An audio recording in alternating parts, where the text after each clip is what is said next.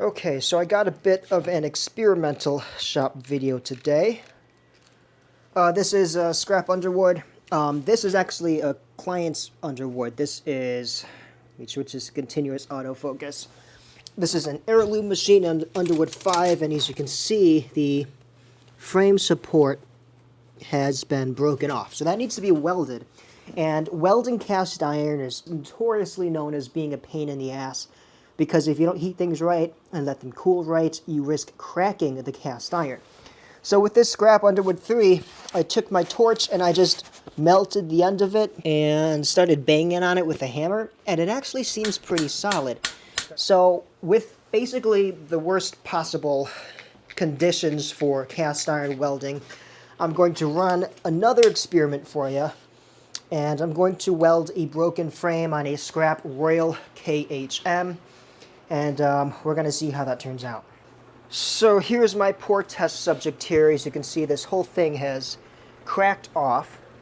And I'm very curious to see if we can burn right through the enamel and weld that, or if that's going to cause us issues. So this is going to be a really shitty weld. We got cold air pouring in from outside. It's like 30 degrees out. So this is very unideal conditions for welding, but if this is semi-successful, then I'll feel a lot more confident when I actually go to do a proper weld. Got a fan to blow smoke out just in case there's an issue.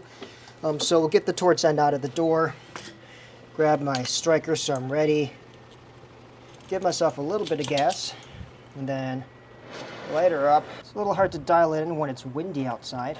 There we go. Now we're cooking. Let's just dive right in and see. We'll give this a little bit of heat. You know, the fan's probably going to mess with some things, but, you know, that's okay. So normally you want to preheat a lot, but I'm just going to preheat the area that I'm working in, and then immediately go in and start blasting that enamel out of the way. I can already see it bubbling up and melting. So we'll take the tip of the torch in and see if we can't tack weld these two closer corners. This is taking a lot more heat than the Underwood took. You know, those two ends are more pulling away from each other. They're not really wanting to fuse. It's just bubbling up, which is kind of unfortunate. I'm sure my cold air and everything isn't helping this process along. I'm not really getting a weld puddle. And everything's kind of shaking because the fan's vibrating everything, and I'm standing rather than sitting, so I'm not really well supported. Oops, I think I just blew a hole in it. I don't know, we'll see. Gotta move up to the end a little bit where it's a little more connected and see if I can get something better worked over there. The heat on the other parts of the machine seem pretty well controlled. Okay, so it looks like we're bubbling under the enamel because I just blew away a whole section of the machine there. So let's turn off the torch and take a peek at the damage. And I'm not even going to cover this up. I'm just going to let it sit and cool in the air, which is not what you want to do when welding. And as you can see, there's that section where I feel like I've blown away a large portion of it. And there's also, yeah, I did punch a hole straight through it. Now that could likely be an air bubble in the original casting. And we don't have a whole lot of damage in the enamel further away from the actual weld. It's pretty well contained heat-wise. Looks like we did get some fusion. It looks terrible, I know. So I feel like the enamel actually made a bubble covering that kind of pocketed the molten metal underneath it. So it really prevented it from flowing well, and basically just made a balloon of molten metal. That hasn't even cooled all the way. It's pretty solid.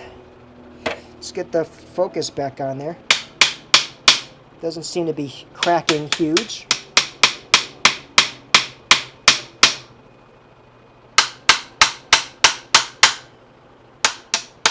Okay, that's not too bad.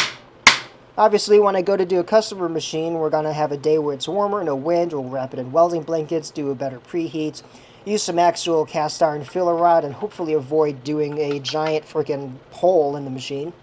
Alright, so I pulled it inside, and I ran the wire brush on it a little bit. And let's take some closer looks. Get this off the tripod. So yeah, you can definitely see the hole that I burned in there, which is not great. And if we look underneath it, I don't know if we can see that at the angle. Yep, you can see the light shining through. So yeah, I have cast iron filler rod. That's going to be the next thing to do. And I think that I'm also going to want to bevel grind the piece that's broken. And thankfully on the machine, it's a very tiny piece. It's actually less welding than this was. But yeah, I mean, it looks ugly. I'm not happy with this as a weld, but I am happy that I was able to learn from it what I needed to know. I wanted to make sure that the cast iron could handle it, that the paint surfaces could handle it, and that I wasn't going to torch the rest of the machine. Everything else is completely fine. It's barely even warm to the touch, which is impressive because I was blasting this with several thousand degrees. So yeah, and the setup, of course, that I'm using is an oxyacetylene tank, or oxyacetylene setup. This is oxy-fuel welding. So there's my acetylene tank and my oxygen tank. And we just got a basic face shield. That's a shade 5. And yeah, I mean, you could weld this with a pair of sunglasses. It is a very easy and slow and controlled process of welding, which I do enjoy. But I know that most people who do cast iron welding are TIG welding, and that might be something to look into in the future. So I think that about wraps it up for today.